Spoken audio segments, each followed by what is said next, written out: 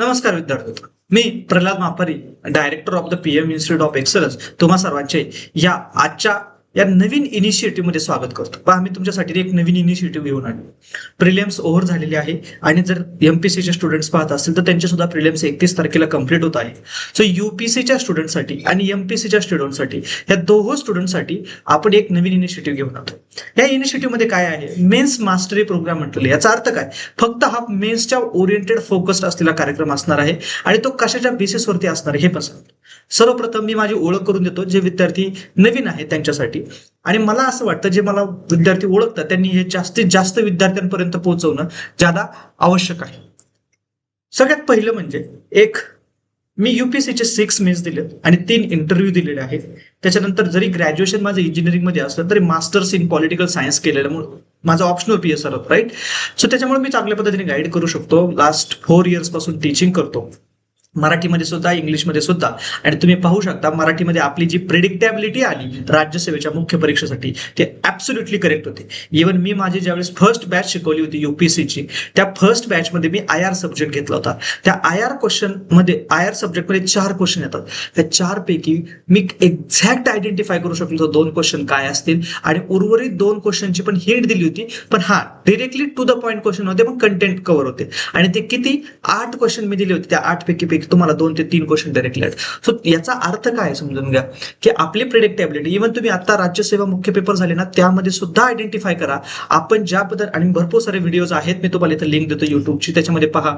मी भरपूर सारे व्हिडिओ टाकणार आहे. तुम्हाला पाहायला मिळेल की किती मोठ्या प्रमाणामध्ये आपण जे क्वेश्चन प्रेडिक्ट केले होते किंवा क्रॅश कोर्स मध्ये कंप्लीट केले होते ते question as it is reflect झाले. ते कंटेंट फक्त तुम्हाला जाऊन पुट फॉरवर्ड करायचं होतं. सो एवढा मोठा व्हास्ट असणारा सिलेबस तुम्हाला एकदम कमी मध्ये मिळाला होता. मग त्या अनुषंगाने लास्ट इयरचे काही आलेले अनुभव पाहता एक स्पेशल कोर्स डिझाईन करण्यात आलेला आहे ह्यावेळेस. तर आतापर्यंत हे इनफॉर्मली करत होतो. More than trust me, Laxmikant मराठीमधून लिहिलंय मी पुस्तक. सो मला माहिती आहे त्या पुस्तकात काय आहे, कोणाला काय पाहिजे एटसेट्रा. त्याचबरोबर पीएसआरचं बुक लिहिलंय. इंडियन इकॉनॉमीचं को ऑथरशिप आहे आपल्याकडे रमेश सिंगचे, राईट. सो मी को ऑथर आहे. पीएसआरचे बुक्स लिहिलेत मराठीमधून. मेंटरशिप केलेली 1000+ स्टुडंट्सला. ज्यावेळेस दिल्लीत होतो त्यावेळेस थाउजंड्स ऑफ स्टुडंट्सला मेंटरशिप केलेली. त्यावेळेस इव्हॅल्युएशन कॉपी काउंट आता सांगू शकतो मी 11,000 काउंट आहे, ठीक आहे, इव्हॅल्युएशन कॉपीचा माझा. सो एवढ्या कॉपीज इव्हॅल्युएट केलेल्या आहे. सो मला स्टुडंटची मेंटॅलिटी माहिती आहे की कोणता स्टुडंट कशा प्रकारे विचार करतोय, काय. सो साधारण कॉम्पिटिशन काय आहे ह्या सगळ्या गोष्टींचा अनुभव आहे. मग याचा अनुभवाचा दिलेल्या 6 मेन्सच्या अनुभवाचा वापर करून तुमच्यासाठी खास हा प्रोग्राम डिझाईन केलाय. आता काही गोष्टी समजून घ्या. हा प्रोग्राम काय आहे की तुम्हाला मेन्ससाठी रेडी करायचं प्रिलिम्स नंतर, ठीक आहे. मग ह्या प्रिलिम्स प्रोग्राम मध्ये काय असणार, मेंटरशिप प्रोग्राम मध्ये काय असणार आहे बघा. एकतर मला स्मॉल बॅच पाहिजे, ठीक आहे. मला जास्त विद्यार्थी नको, कारण मला स्वतःला वैयक्तिक हे माहिती आहे मी 100 विद्यार्थी घेऊन त्यांच्यावरती फोकस करू शकत नाही. मला जेन्युइन प्रिपरेशन करणारे मला 20 ते 25 विद्यार्थी पाहिजे की ज्यांच्यावरती मी कॉन्सन्ट्रेशन करू शकतो, त्यांना टाइम देऊ शकतो. अननेसेसरीली 100 विद्यार्थी नको. मनी इज द नॉट मोटिवेशन, ठीक आहे. दुसरी गोष्ट याच्यामध्ये काय करणार आहे, डेली आन्सर रायटिंग प्रॅक्टिस कशी होईल हे सुनिश्चित केलं जाणार आहे. सो तुम्ही डेली आन्सर रायटिंग प्रॅक्टिस करायची. त्याचबरोबर मी तुम्हाला ते टार्गेट देईल की आज ह्या टॉपिकवरती ह्या वीकली टार्गेट दिले जाईल. या पद्धतीने आपल्याला डेली आन्सर रायटिंग करायची. त्याचबरोबर पीवायक्यू सिलेबस आहे जो आपले जे पीवायक्यूज आहेत आणि सिलेबस आहे याचं डिकोडिंग केलं जाईल व्यवस्थित की ह्या सिलेबसचा पॉइंट आहे, यामध्ये कोणते कोणते टॉपिक्स विचारले जाऊ शकतात, त्या अनुषंगाने कोणत्या कोणत्या टॉपिक्सवरती प्रश्न विचारले गेलेले आहेत. सो या सगळ्याचा विचार करून आपण एक डिटेल्ड अनालिसिस केलेला आहे. सो पहिली गोष्ट तुम्हाला पीवायक्यूचे बुकलेट्स मिळणार आहेत. ते मराठीमध्ये पण असतील, इंग्लिशमध्ये असतील, प्रॉपर डिकोड केलेले. दुसरी गोष्ट त्या पीवायक्यू बेस्ड आपल्याला डिस्कशन्स पण घ्यायचे, सगळे पीवायक्यू डिकोड करायचे. सो राज्यसेवेची बघा मुख्य परीक्षा किंवा युपीसीची मुख्य परीक्षा बघा, दोन्हीही मुख्य परीक्षेमध्ये पीवायक्यू मधल्या टॉपिक्स वरती रिपीटेड झालेले क्वेश्चन्स आयडेंटिफाय होतील. म्हणजे राज्यसेवेमध्ये तर as it is topics pickup केलेले तुम्हाला दिसून येतील. मग आपल्याला काय करायचं, सगळ्या पीवायक्यूची तयारी करायची. मग या राज्यसेवेमध्ये आणि युपीसी मध्ये रिसेंटली खास करून 2023 नंतरच्या मेन्समध्ये विद्यार्थ्यांना जो प्रॉब्लेम आयडेंटिफाय होतोय तो सगळ्यात महत्त्वाचा म्हणजे क्वेश्चनची अंडरस्टँडिंग समजत नाही. इव्हन मी एवढे सारे पेपर्स इव्हॅल्युएट केले त्यावरून पण सांगू शकतो की जे काही समजत नाही ना विद्यार्थ्यांना, उत्तर माहितीये, काय लिहायचं ते माहितीये, कंटेंट आहे, पण इंट्रोडक्शन काय लिहावा हे समजत नाही. का नाही समजत? कारण क्वेश्चनची डिमांड नाही समजली. जोपर्यंत क्वेश्चनची डिमांड समजणार नाही तोपर्यंत ही गोष्ट पॉसिबल नाही. आणि मग ती क्वेश्चनची डिमांड कशी आयडेंटिफाय करायची यासाठी आपण जेवढे शक्य पीवायक्यू त्या सगळ्या पीवायक्यूचं आपण डिकोडिंग करणार आहोत लेक्चर्स म्हणजे मी क्वेश्चन समोर तुमच्या घेऊन येणार आणि क्वेश्चन मध्ये काय म्हटले आणि त्याचा अर्थ काय याच्यामध्ये लिहिणं काय एक्सपेक्टेड आहे एवढंच डिस्कशन करणार. सो पीवायक्यूचं demand oriented discussion, extract the demand. ठीक आहे, इथे कंटेंट तुम्हाला तुमचा तयार करायचा आहे. तुम्हाला पण माहिती आहे कंटेंट प्रिपेअर करणं शक्य नाही. पण त्यानंतर स्ट्रॅटेजिक प्लॅनिंग करणं गरजेचं आहे. म्हणजे कोणत्या सब्जेक्टला किती वेटेज आहे, किती क्वेश्चन्स विचारले जातात, किती टॉपिक्स आहे, किती रीड करण्यासारखं किती आहे आणि बरंचसं कंटेंट तुम्हाला रेडीमेड अगोदर तयार करणं गरजेचं आहे. त्या कंटेंटच्या बेसिसवरती तुम्हाला ते कंटेंट मल्टिपल ठिकाणी यूज करायचंय. उदाहरण सांगतो, मी नेहमी सांगत असतो सस्टेनेबल डेव्हलपमेंट गोल्स आणि डीपीएसपी तुमचे दोन्ही गोष्टी पाठ आहेत. प्रिलियमसाठी तुम्ही पाठ केलेले आर्टिकल्सचं, पण याचा उपयोग GS1 मध्ये कसा करताय, GS2 मध्ये कसा करताय, GS3 मध्ये कसा येईल, GS4 मध्ये कसा करता येईल, एसए मध्ये कसा करता येईल, तुमचा ऑप्शनल जर ह्युमॅनिटी बेस असेल तर तिथे कसा करता येईल. इव्हन ह्युमॅनिटी बेस नसला, टेक्निकल ऑप्शनल असला तरी देखील करता येतो. For example agriculture technical optional आहे. For example let's say anthropology technical optional आहे. पण या ठिकाणी सुद्धा तुमचा कशा पद्धतीने जीएस कंटेंटचा, प्रिलियमच्या कंटेंटचा यूज करता येईल हे आपलं टार्गेट.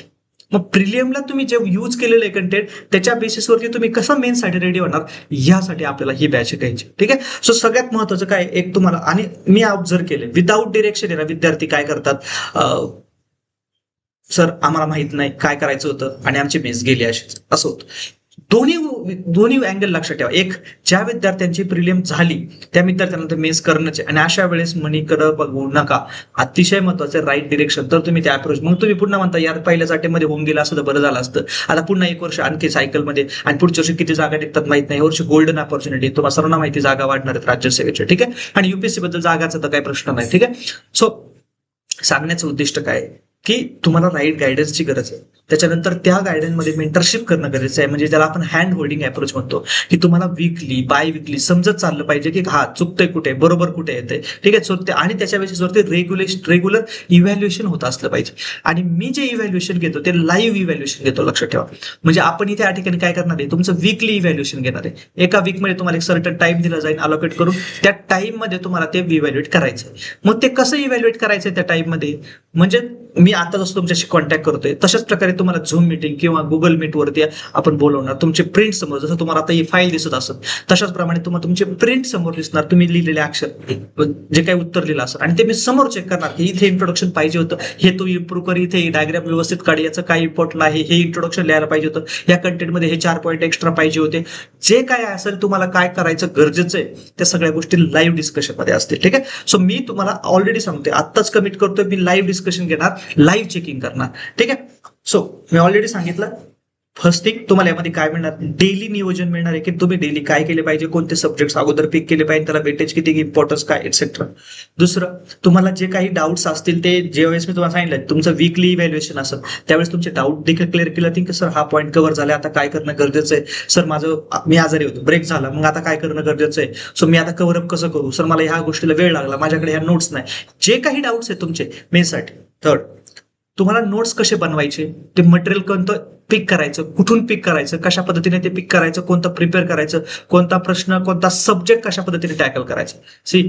मी जीएसचा स्टुडंट आहे, युपीएससीचा स्टुडंट आहे, सो मी आतापर्यंत ज्या 6 मेन्स दिल्या त्या आधारावर सांगू शकतो मला GS1 पासून तर GS4 पर्यंत सगळ्या गोष्टींचं चांगलं अंडरस्टँडिंग आहे. ऍटलिस्ट पेपर कसे हँडल करायचे याबद्दलचं चांगलं हँडल आहे. So understanding, so obviously answer copy evaluation मिळेल. पीवायक्यूचा ट्रेंड अनालिसिस करून प्रिडिक्शन सिरीज आपण चालवणार आहोत. In terms of prediction series म्हणजे काय असतं बघा, असं नाही की मी 100-150 एसेचे टॉपिक देईल तुम्हाला आणि 150 एसे टॉपिक्स वरती मी सांगेल की अभ्यास करा, 8 टॉपिक तर येणारच आणि मग नंतर क्लेम करणार 8 टॉपिक आहेत. नाही, आपण काय करणार, आतापर्यंत युपीएससी किंवा एमपीएससी कशा प्रकारे प्रश्न पिक करते हे अंडरस्टँड करणार, कुठून पिक करते हे अंडरस्टँड करणार, क्वेश्चन येण्याचं नेचर अंडरस्टँड करणार, त्या घटकाचं इम्पॉर्टन्स किती त्या सब्जेक्टमध्ये. उदाहरणार्थ जर तुम्ही पाहायला गेलं तर फंडामेंटल राईट, फेडरलिझम याचं फार इम्पॉर्टन्स आहे पॉलिटीमध्ये, त्याच्याशिवाय पॉलिटी कम्प्लीट होऊ शकत नाही.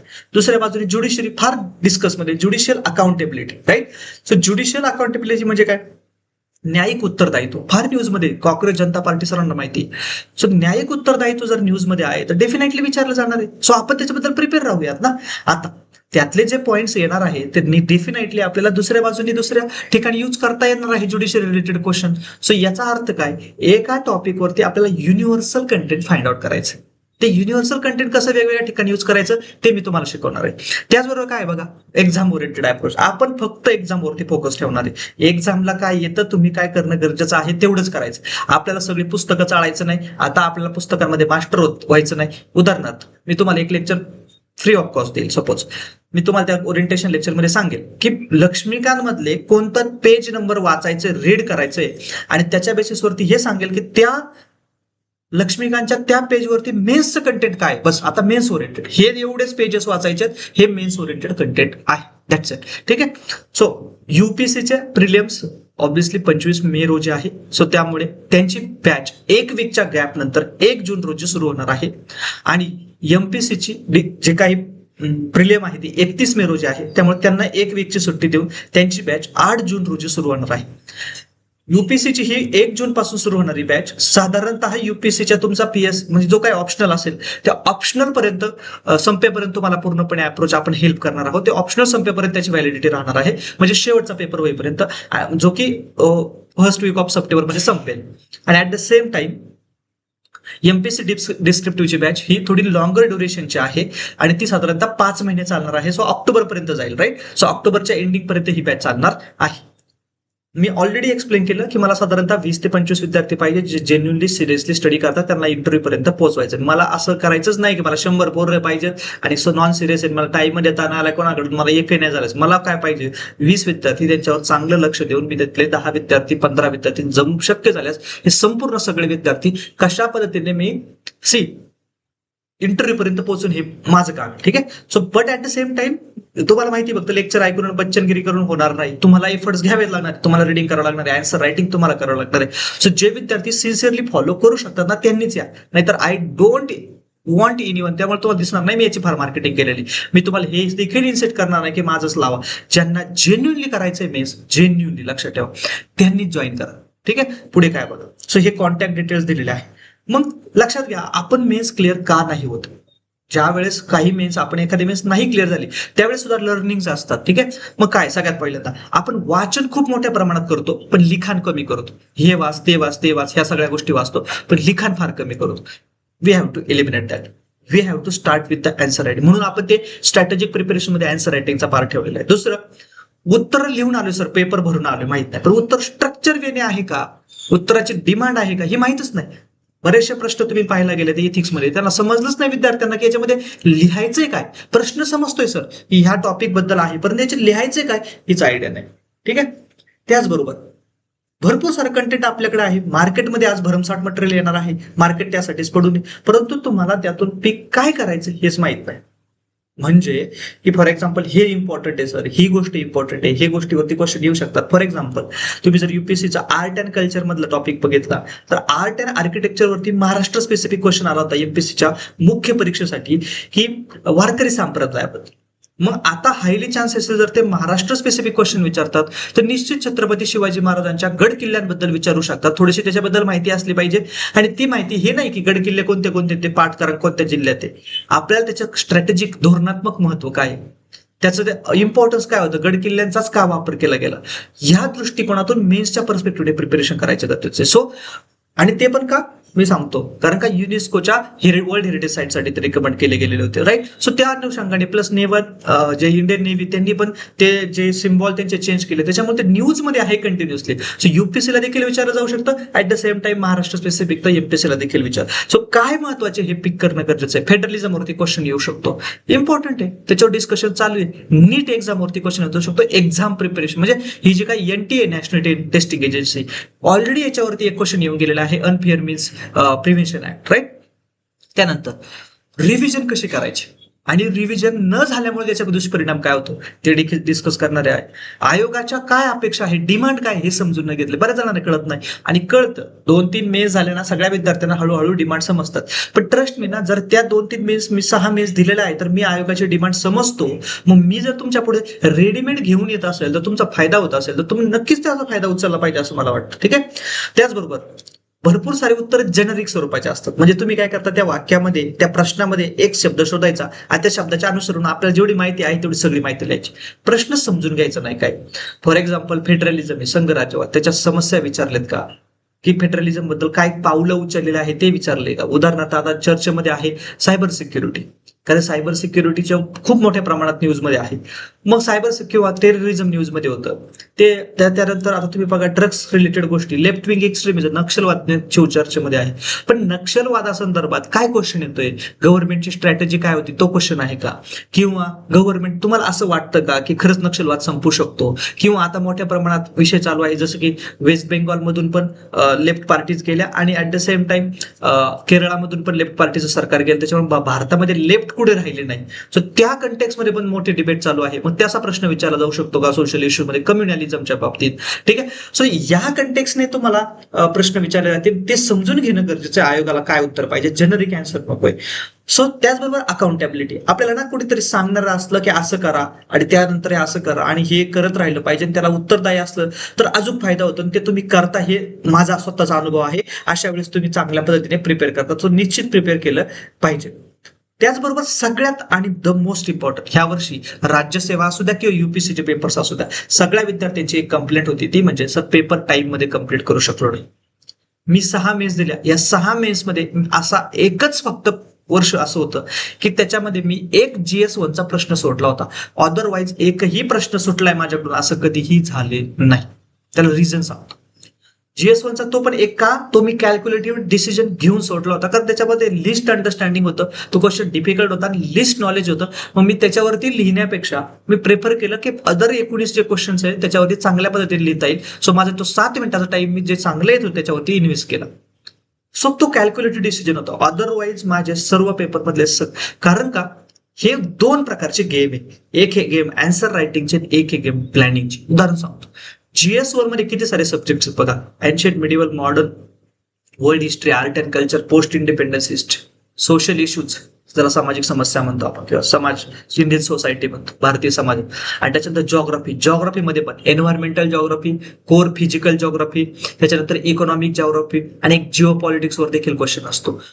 एवढे सारे सब्जेक्ट्स असताना त्या सब्जेक्ट्स मधला कोणता प्रश्न अगोदर लिहिला पाहिजे, 15 मार्काचा कोणता लिहिला पाहिजे, याचं हाफ आवरली प्लॅनिंग कसं असलं पाहिजे, याचं 1 आवरली प्लॅनिंग कसं असलं पाहिजे, आपली मेंटॅलिटी कशी असते, युपीसीचं ट्रेंड काय आहे, युपीसीला सेपरेट सीट्स भेटतात, एमपीसीला सेपरेट सीट्स भेटत नाही, तुम्हाला क्रमाने लिहिण्याचा मुभा आहे, तुम्हाला पाहिजे त्या क्रमाने चूज करून तुम्ही डायरेक्ट लिहू शकता. सो दोन्ही अँगलनी आपल्याला या पद्धतीने आन्सर रायटिंग करताना तुमचा पेपर कसा कव्हर झाला पाहिजे याची पूर्णपणे GS1 to 4 मी ट्रिक संपूर्ण एक्सप्लेन करणार. याचबरोबर कॉम्प्लिमेंटरी म्हणून तुम्हाला GS4च्या केस स्टडीच्या बद्दल कसं सॉल्व्ह करायच्या, त्याचा अप्रोच काय. इथिक्सला 1 ऑफ द हायेस्ट मार्क आहेत मला, 140 मार्क्स आहेत. मी हवं तर मार्कशीट तुम्हाला दाखवेल. 140 मार्क्स 250 पैकी खूप चांगला स्टँडर्ड एक बेंच मार्क झालेला आहे. ते कसे आले, त्याच्यामध्ये मी संपूर्ण एक केस स्टडी कशा कव्हर केल्या, कोणते कॉम्पोनंट असणं गरजेचं आहे, केस स्टडी रीड कशा करायच्या, डिकोड कशा करायच्या, कोणत्या केस स्टडी येऊ शकतात, याचं प्रॅक्टिस कशी करायची, या सगळ्या गोष्टी आपण त्याच्यामध्ये कव्हर करणार आहोत.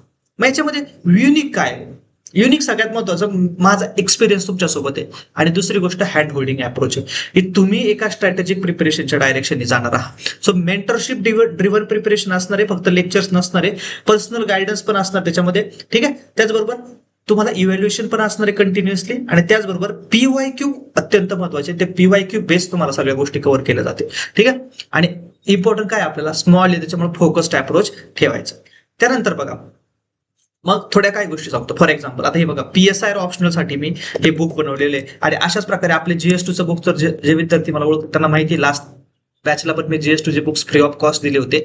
ते GS2चं PYQ अनालिसिस होतं. आता मात्र मी GS1 to GS4 संपूर्ण PYQ अनालिसिस देणार आहे तुम्हाला. सो ते 4ही, मग याच्यामध्ये टॉपिक मॅपिंग केलेले, कशा पद्धतीने कोणते टॉपिक्स येऊ शकतात, त्याचे सब टॉपिक्स काय असेल ते डिकोड करण्याचा प्रयत्न केलेला आहे. ऍट द सेम टाइम प्रत्येक टॉपिक वाईज सेपरेट केलेलं आहे PYQ, अगदी राज्यसेवा मुख्य परीक्षेसह सगळे टॉपिक. त्याचबरोबर तुम्ही पाहिलं असं हे आन्सर रायटिंग करणं गरजेचं आहे. मी तुम्हाला डायरेक्टली इव्हॅल्युएटेड केलेले आन्सर दिसतील. मग वीकली इव्हॅल्युएशन असेल, डेली 1 to 3 साधारणतः प्रश्न दिले जातील, 1 ते 3, किंवा तुम्ही चॉईस करायचे, PYQ सोडून घेणार आहे आपण. सो दोन्ही अँगल. ठीक आहे. सो 1 ते 3 साधारणतः 2-3 प्रश्न रोज सोडवायचे. केस स्टडी आठवड्यातून 1-2 वेळा झाली पाहिजे, आणि आठवड्यातून एकदा एसे झाला पाहिजे. मग ह्या सगळ्याचे 1 दिवस इव्हॅल्युएशन असेल. ठीक आहे. वीकली इव्हॅल्युएशन पुन्हा मग आपण त्याच्यामध्ये सुधारणा करत जायचे, आपल्याला इम्प्रुव्हमेंट, आणि ते दिसून येईल तुम्हाला automatic. So right, then evaluate, keep improving, excel in it, again right. अतिशय महत्वाचं, कीप रायटिंग ऑन इट. ठीक आहे. त्याच्याबरोबर सो स्ट्रॅटेजिक प्लॅनिंग हे अत्यंत महत्वाचं की कोणता सब्जेक्ट कधी केला पाहिजे, काय प्लॅनिंग असलं पाहिजे, कोणाला विद्यार्थ्यांना आयडिया नसते आणि त्या अनुषंगाने आपण डेली टार्गेट देण्याचा प्रयत्न करणार आहे. ज्याला शक्य आहे डेली टार्गेट फॉलो करणं त्याने शक्य आहे तेवढं फॉलो करा, नसेल तर वीकली टार्गेट दिले जाते ते फॉलो करा. कारण का प्रत्येकाचं शेड्यूल वेगवेगळं असतं. कोणी मॉर्निंग पर्सन असतं, कोणी नाईट पर्सन असतं, कोणाला दिवसभरात मध्ये जेवढा जास्त शक्य होईल तेवढा अभ्यास करायचा असतो, कोणाला मल्टिपल सब्जेक्ट पाहिजे असतात. म्हणजे एका दिवशी मी 2-3 सब्जेक्ट करेल सर, सकाळी ऑप्शनल वगैरे एक्सेट्रा. काही थोरली एक सब्जेक्ट घेतलं म्हणजे कम्प्लीट करेल अशा पद्धतीने. सो ते इंडिव्हिज्युअल प्लॅन बनवायचा आहे आपल्याला. एक थोरली मी आता प्लॅन टाकून देईन तुम्हाला हा फॉलो करायचा आहे असं नाही. एक इंडिव्हिज्युअली प्लॅन बनवला जाईल प्रत्येक विद्यार्थ्यासोबत. एक पर्सनल काउन्सिलिंग सेशन असेल पहिलं आणि त्या काउन्सिलिंग सेशन नंतरच तुमचं ऍडमिशन होईल. लक्षात घ्या, जे विद्यार्थी इंटरेस्टेड आहेत त्यांचं एक काउन्सिलिंग सेशन होईल, त्यानंतरच तुमचं ऍडमिशन होईल. आणि ते काउन्सिलिंग सेशन झाल्यानंतर म्हणजे 1-to-1 असेल इंडिव्हिज्युअली. जर तुम्हाला असं वाटलं की नाही सर याचा काही फायदा होणार नाही, तुम्ही असेच गप्पा मारणार आहे, तर लगेच रिफंड घेऊन जायचं, काही प्रॉब्लेम नाही. आपल्याला पैशाची मतलब नाही, आपल्याला चांगले विद्यार्थी पाहिजे जे जेन्युइनली करू शकतात, जे ट्रस्ट ठेवून अगदी प्रोसेस चांगल्या पद्धतीने फॉलो करू शकतात. ठीक आहे. रिव्हिजन सायकल्स काय असल्या पाहिजे, त्याच्यामध्ये विकली डिस्कशन्स कसे असले पाहिजे एक्सेट्रा. आणि त्याचबरोबर मी सांगितलं ऑलरेडी काही नोट्स पण आहेत आपल्याकडे readymade, in terms of readymade intro, readymade conclusions, readymade काही डायग्राम्स, डेटा कसा रेडीमेड तुम्हाला अवेलेबल करता येईल, की हे सगळे. Suppose for example number of महिला एमपी किती आहेत तुम्हाला ऑलरेडी जर डेटा माहिती आहे तर तुम्ही तो कुठे कुठे वापरू शकता. So women related data, population related data, कारण सेन्ससवरती क्वेश्चन विचारला जातो, म्हणजे साक्षरता, एज्युकेशन, हेल्थ हे सगळा. त्याचबरोबर म्हणजे governance, social justice related data, इकॉनॉमीचा डेटा, इकॉनॉमिक सर्वे ऑफ महाराष्ट्रामधून देखील आणि इकॉनॉमिक सर्वे ऑफ इंडियामधून तो डेटा एक्स्ट्रॅक्ट केलेला. तो डेटा फॅक्ट सोबत एक्झाम्पलच्या सहित न्यूजपेपरमध्ये येणाऱ्या गोष्टींसह तुम्हाला एक रेडीमेड कंटेंट देण्याचा प्रयत्न केला जाईल जेवढं जास्त शक्य तेवढं. So right direction, right tools, continuous mentorship is equal to success, right. त्यानंतर बघा, सो मी ऑलरेडी एक्सप्लेन केलं. सो अगोदर प्लॅन करायचा, त्यानुसार तुम्ही स्टडी करायचा, कीप रायटिंग. त्याच्यानंतर त्या स्टडी झाल्यानंतर रायटिंग करणं महत्वाचं आहे, कारण फक्त रीड करणं इम्पॉर्टंट नाहीये. त्यानंतर इव्हॅल्युएशन करून घेत राहायचं, स्वतःमध्ये इम्प्रुव्हमेंट करायच्या आणि शेवटी जाऊन GS 1, 2, 3, 4 आणि जर तुमचं ऑप्शनल PSR असेल तर तुम्हाला याच्यामध्ये फ्री ऑफ कॉस्ट एक कॉम्प्रिहेन्सिव्ह आपण टेस्ट कंडक्ट करणार आहोत. ती टेस्ट फुल्ली तुम्हाला जशा पद्धतीने घेता येईल तशा प्रकारे क्लासरूम मध्ये तुम्ही बसून पूर्ण 3 तास ती प्रॅक्टिस करणार आहोत. सकाळी 3 तास, संध्याकाळी 3, दुपारी 3 तास अशा पद्धतीने. ती तुमच्या पेपरच्या अगोदर असेल, तुम्हाला पूर्ण म्हणजे एक ठराविक टाइम देऊन तुम्हाला 15 दिवसाचा गॅप देऊन तुम्हाला ती टेस्ट कंडक्ट केली जाईल. सो ऑलरेडी सांगितलं साधारणतः हे 1 जून पासून असेल, पण तुमचे मेन्स संपेपर्यंत चालेल. मी ते टेंटेटिव्ह टाइम टेबल लिहून ठेवले 20 ऑगस्ट, पण तुमचे मेन्स संपेपर्यंत हाय लोडिंग आहे, नो प्रॉब्लेम. आता जे विद्यार्थ्यांना असं वाटेल की सर रिझल्ट लागले तर आमचे प्रिलियमचा रिझल्ट लागला, आमचे नाही झाले, तरी देखील त्या विद्यार्थ्यांनी कंटिन्यू करा. कारण का it will help you to succeed in the next mains. Next मेन्सला करायची तुम्हाला याची गरज नाही पडणार. का तर नेक्स्ट मेन्स मध्ये तुम्हाला ऑलरेडी माहिती काय करायचं आणि जरी गरज लागली तर मी आहे. सो मला असं वाटतं इरिस्पेक्टिव्ह ऑफ एनिथिंग तुम्ही ह्या वर्षी मेन्स असं समजून चला ह्या वर्षी मेन्स देणारच आहात. तुम्ही त्या अँगलने प्रिपेअर करा जेणेकरून तुमचं प्रिपरेशन तर होईल ना कम्प्लीट मेन्सचं. मग जरी तुमचं सिलेक्शन नाही झालं तर ऍटलीस्ट तुम्ही ऑक्टोबरमध्ये फ्री व्हाल. त्याच्यानंतर परत जे काही राहिले सब्जेक्ट मेन्सचे ते चांगल्या पद्धतीने करा, ऑप्शनल चांगल्या पद्धतीने करा आणि मग पुन्हा प्रीसाठी तयार व्हा, व्हॉट एव्हर. पण तुमचं मेन्सचं तर प्रिपरेशन चांगलं कम्प्लीट करा. आणि हे सो प्रत्येक विद्यार्थ्यांना वैयक्तिक लक्ष देता यावं यासाठी आपल्याला बघतं हे 20 स्टुडंटची बॅच बनवायची आहे. याच्यानंतर तुमचे काही डाऊट्स असतील तर नक्कीच कमेंट सेक्शन मध्ये कळवा. त्याचबरोबर तुमचे काही डाऊट्स असतील तर मला मेसेज करू शकता. मी इथे माझा नंबर येईल तुम्हाला आणि किंवा तुम्ही नोट डाऊन करू शकता 93 70 74 21 94. मला असं वाटतं जे सिन्सिअरली करणार आहेत त्यांनी नक्की मला व्हिजिट द्या, मला भेटा.